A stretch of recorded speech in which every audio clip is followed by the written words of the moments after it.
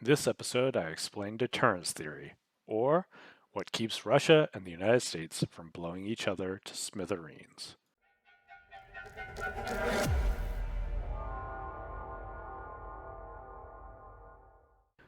All right, everybody, this is Rage Quit with Travis. I'm Travis. I'm here at Castello. It's a pretty cool map. And I'm going to be talking today about deterrence theory. Deterrence theory is, I think, very important because of the threat of nuclear annihilation that faces us every day. And deterrence is kind of how we try and prevent that. Of course, deterrence can also prevent a lot of other stuff as well. It's not just about nuclear war. Even though people would maybe have you believe that, it certainly came about as a result of the threat of nuclear war and the idea that war was so destructive that all of our energies should be turned towards just preventing it entirely, or focusing on how to not fight instead of fight. So first I'll just define deterrence. I'll talk about the different types and then move into what a country has to do to be effective in deterrence. So deterrence is preventing an action through the threat of either punishment or denial. So two different kinds of threats. And those threats are punishment or denial. Punishment, very straightforward. If one country says to another, hey, if you do a certain action, I'm going to impose costs on you. If you invade Ukraine, we are going to hit you with sanctions. Pretty straightforward. It's supposed to make somebody rethink, their actions.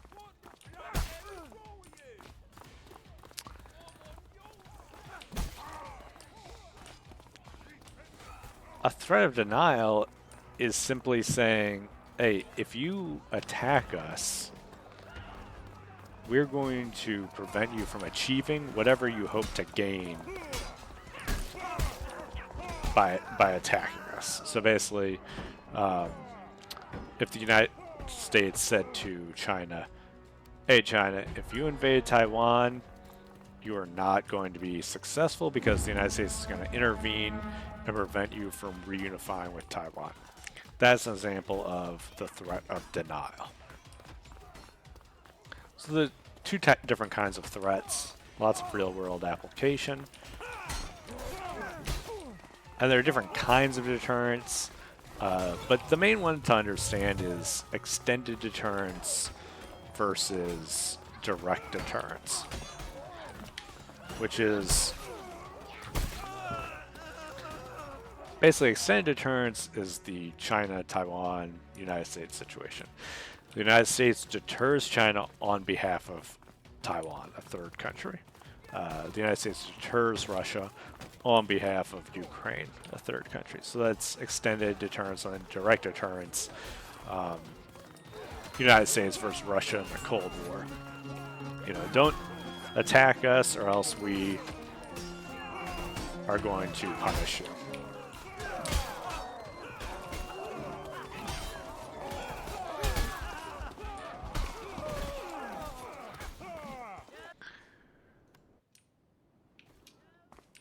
So then we talk about, okay, we've got the definition of deterrence, we got the types of deterrence.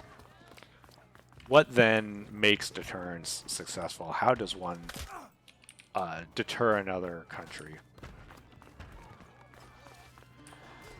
And that has often been simplified to the three C's of deterrence.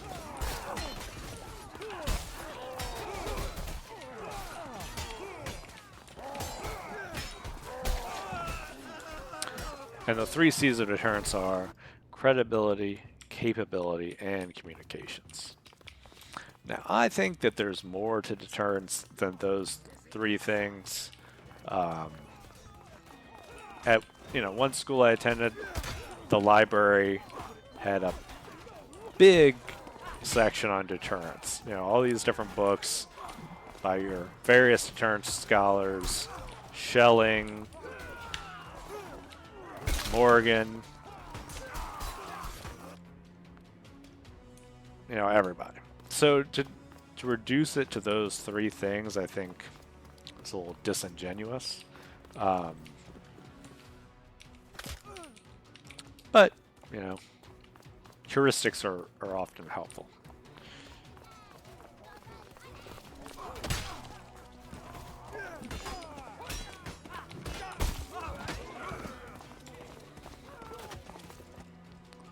So capability. Capability is very simply the ability to do harm. You're saying, I have the weapons, I have the range, I have what it takes to either deny you your military objectives or to punish you and to make you hurt for pursuing those objectives. In terms of nuclear deterrence, this means having a giant nuclear arsenal that can survive a first strike and then retaliate.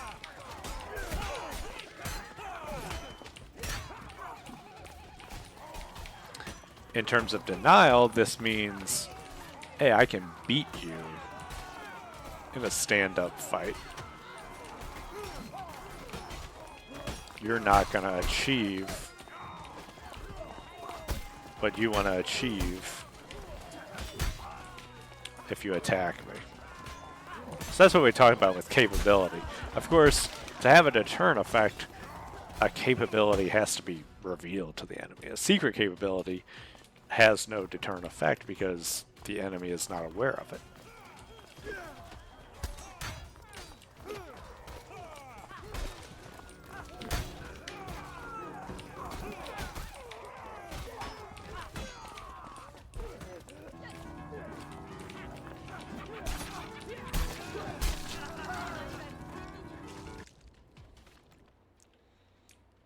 Now, credibility. Do they believe that you're going to employ that capability in the way that you say you're going to employ that capability? For instance, with nuclear deterrence, are we really going to use nukes for the first time since World War II? That's where nuclear credibility is. With threats of denial, though, the credibility comes in answering the question, are you really going to be able to resist our military forces? Are you going to have the will to fight required to deny us our... Oh, I killed my teammate.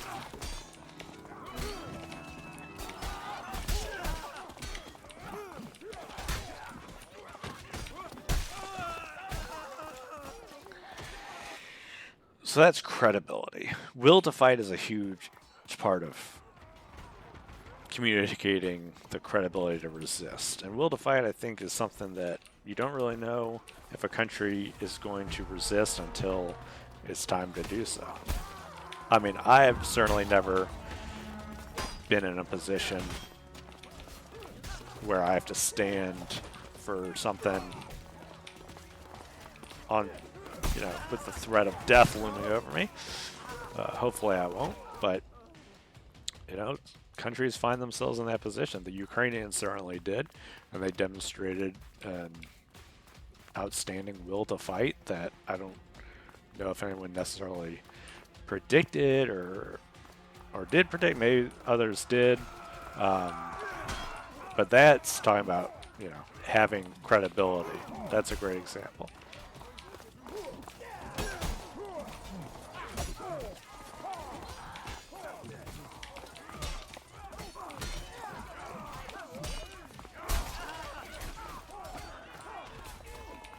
And then finally, communication is the last of the 3 C's.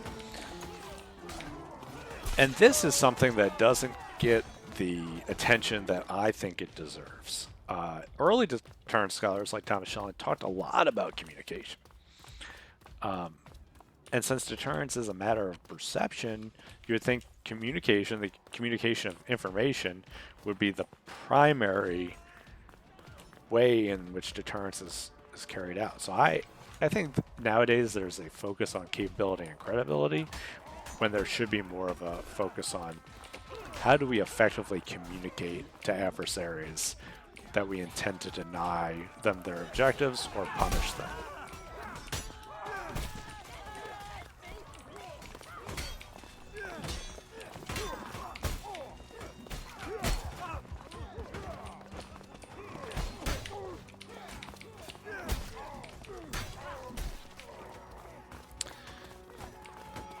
Now, communication has its own set of effective, criteria. Connectedness in deterrent threats is one aspect of communication. If you're saying, don't fly into our airspace or we will shoot down that aircraft, then that's connectedness. It really helps the adversary understand what you're threatening, what the red line is that they cannot cross. That way there's no kind of confusion about what's going to happen. Strategic clarity versus ambiguity in deterrence threats is another aspect of the conversation.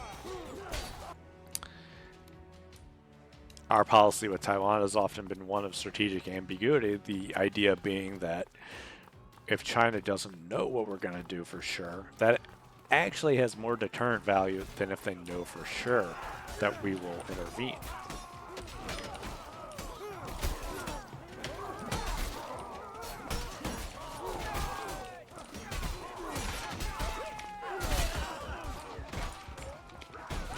Sometimes I forget I have javelins.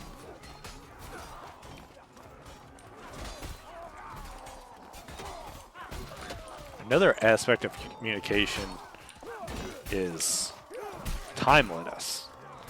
Deterrent threats are basically open-ended. There's no end date for the deterrent threat. If you nuke us, we will nuke you. That's eternal. And this has actually something that distinguishes deterrence from compellence, which I know is a made-up word, but I think it's important to talk about what is going on here. I gotta apologize for killing my teammate.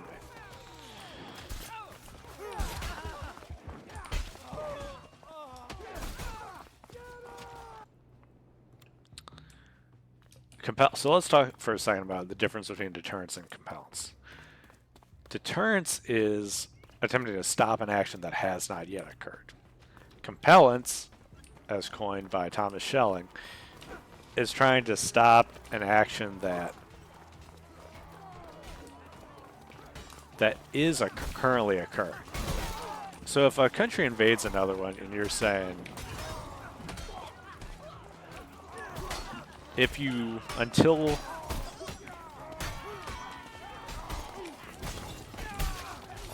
you withdraw from this country, we're going to bomb you, or we're going to place sanctions. That is compellence, because you're compelling them to change their behavior. In deterrence, you're just trying to stop a behavior that has not yet occurred. And there's, a different logic at play with those types of threats. For instance, compellant threats have to have a timeline associated. Withdraw your troops within 48 hours, or we're going to begin a bombing campaign until you leave. It's the timeline is important. You have to give them enough time to respond to your threat, but also not enough time that it makes it seem like, they can keep getting away with the action that they're trying to do.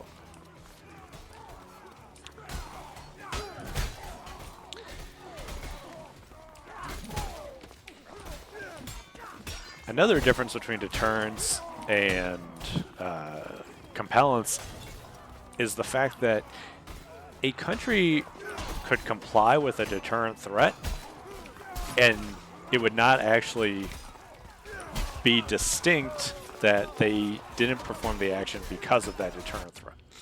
For example, say the United States had said, Russia, if you invade Ukraine, you're going to get hit with severe economic sanctions. And then weeks passed and Russia never invaded. Russia could have said, you know, they could come out and admit, oh yeah, we didn't want to suffer economic sanctions, so we didn't invade Ukraine. But they could also say, well, we didn't invade Ukraine because we were never going to invade Ukraine. It wasn't in the cards. It wasn't something we wanted to do. It's something you made up. And we would have no way of knowing. Absent Vladimir Putin coming out and actually telling us what had happened, you know, we wouldn't know. So with deterrence, there's plausible deniability. In compellence, there is no such, deniability. If you say, hey, withdraw your troops or else I'll keep bombing you, and they withdraw the troops, it's very clear that they did it because of the deterrent action. So there's a certain amount of embarrassment. And states don't like to be embarrassed. So deterrence kind of offers an out that compellence does not.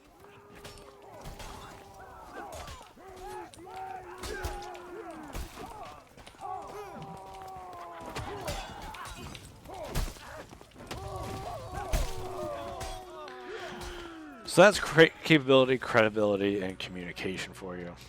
That's the basics of deterrence. I think deterrence theory is, again, like I said, hugely important. It colors a lot of the actions that we take. Having a giant nuclear arsenal, building up the military capabilities of other countries, such as Taiwan.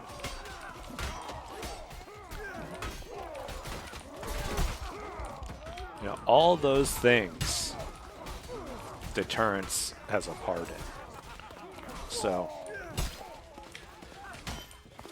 it's important to understand. And then I'll explain one last bit before I stop talking. And that's that deterrence can fail, yes. But it doesn't just fail and then that's it.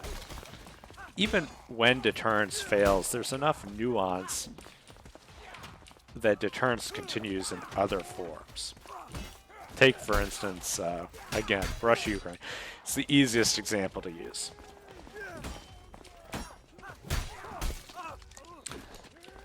People can say, oh, the United States failed to deter Russia from invading Ukraine, which I think is true. For, whatever reason, didn't work. But just because deterrence in one form fades doesn't mean deterrence doesn't continue. Take, for instance, Russian use of nuclear weapons in the conflict. There's been a concerted effort, there have been statements made by the president warning Russia about the consequences of using even low-yield nuclear weapons. That is an example of deterrence. Deterrence continuing when it has failed in other domains. It still continues along a different spectrum. So I'll close with this idea, something to think about it.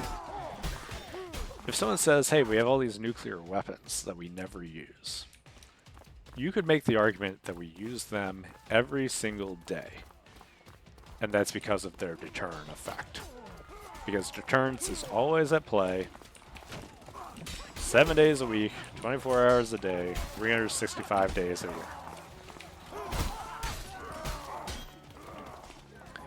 So there you have it.